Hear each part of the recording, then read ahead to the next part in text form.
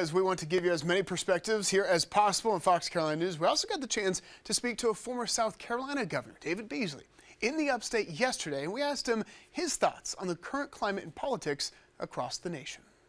Governor, thank you so much for taking the time with us today. I think one of the biggest things that we'll be looking at for 2024, in your perspective, what we're wanting to hear is what are the biggest issues you see playing out for 2024, being the focal point for some of these candidates as we get closer to the primary into November? Well, you got several issues. Obviously, migration is a major issue for obvious reasons. Number two, the planet's on fire. We've got war and conflict all over the world. And number three, we still have a lot of work to do in the United States. My biggest concern at home right now in the United States, and I've been traveling around the world seeing war and conflict, division, and it's heartbreaking. But the United States is heading down that road too. We seem to be fighting over everything. Silliness, stupidness. It's like we're rearranging the chairs on the Titanic. We need to focus on things that matter.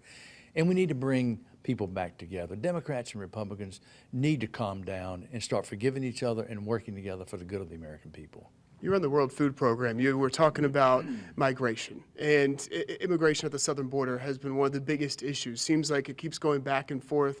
The solutions vary depending on who you talk to. What do you see playing out there at the southern border, and how critical of a role will that be for the next president? Well, it should be very important. National security in your border is one of the fundamental responsibilities of any government. And I warned the United States 2 years ago, because we survey people all the time. We were feeding 160 million people last year. And so many of those people were down in Guatemala, Honduras, El Salvador, et cetera. And so when we were surveying, we were seeing that 5 times the number of people were talking about migrating. So I warned the leaders in the United States, the Republicans and the Democrats said, look, you need to do something about it. People don't want to leave home, but if they don't have food for the children, they go do what any mom and dad would do. And we've got solutions for that. And let me just give you an example. To feed a child at a child's shelter, a children's shelter on the border is $3,750 a week to shelter, feed, protect that child. For $1 to $2 a week, I can feed that child back in Honduras or Guatemala and give them hope and a way of life. If families can support their children at home, they won't leave home. And if we can end migration by necessity, we can do that. And when you eliminate migration by necessity, then you're left with migration by choice. And that's a small number of people. And that's a pleasant debate. But right now, it seems like the Republicans and Democrats got their heads stuck in the sand and just won't work together to solve these problems. And it's unfortunate for everybody concerned. It's going to collapse our country if we don't deal with this right. It's a horrible situation, and it is solvable. You talk about the division in politics, especially between Republicans and Democrats. We're seeing it within the Republican Party, ourselves here in South Carolina.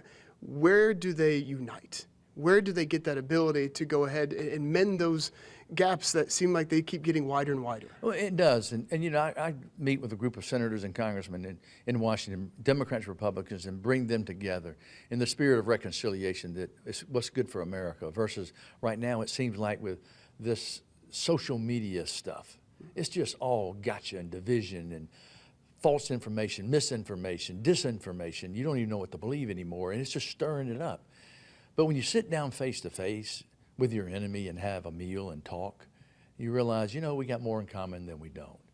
And that, you know, today's Martin Luther King Day. In that spirit of loving your neighbor, Martin Luther King talked about hate's not the answer to hate. Violence is not the answer to violence.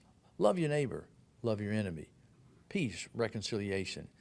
And that's the spirit of teachings of Jesus of Nazareth. Whether you see him as a man or a prophet or a savior, that teaching of love your enemy, love your neighbor, that doesn't mean you have to agree on issues, but you definitely should agree that we can sit down and talk about it and do what we think's right. Right or wrong, good or bad, let's reconcile, let's show some forgiveness, let's show some common sense and decency. That's what the country needs right now, just some common sense and decency. Quite frankly, I'm fed up with both parties right now, and I know the American people are too, and they need to get their act together. They really do.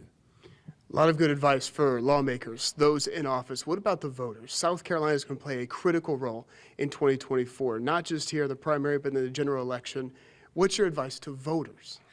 You know, South Carolina Republican and Democrat primary for presidential elections, we've corrected a lot of wrongs in Iowa and New Hampshire. And usually we set the stage on who will be the next president. So The primary in South Carolina, just like in New Hampshire and Iowa, is very important because it really helps set the stage for the major election that's coming down the pipe where the American people make the decision. And one thing I love about South Carolina, of course, I was governor here. I love South Carolina. I love the way we think. I love the way we talk. I love the way we eat. But we got a lot of common sense in South Carolina. And I'm hoping that the people in South Carolina will send a message, this is the direction we need to go. And we've done it in the past, and I do believe we'll do it again. And don't ever underestimate the voters. They'll surprise you. You think they aren't thinking, but they are. And they are a lot wiser than we give credit a lot of times.